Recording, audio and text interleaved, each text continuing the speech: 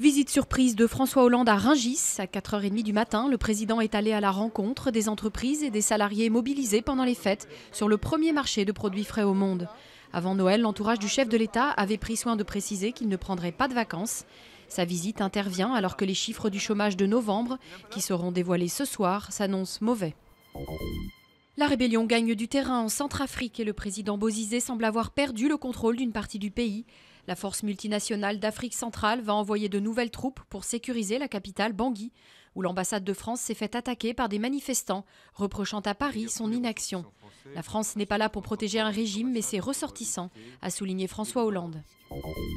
La Constitution adoptée, Mohamed Morsi annonce un prochain remaniement gouvernemental pour répondre à la grave crise économique qui frappe l'Égypte.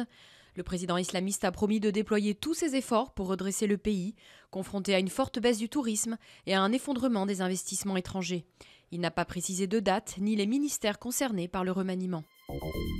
Après plus de 2 semaines d'hospitalisation, Nelson Mandela est rentré chez lui. L'ancien président sud-africain continuera à recevoir des soins à domicile dans sa maison de Johannesburg.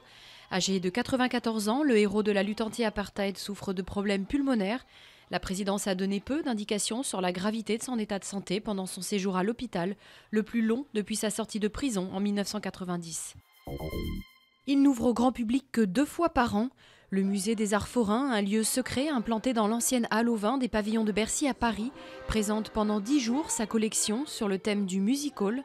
L'occasion d'un voyage dans le temps, dans un monde de froufrous et de paillettes où l'illusion règne en maître.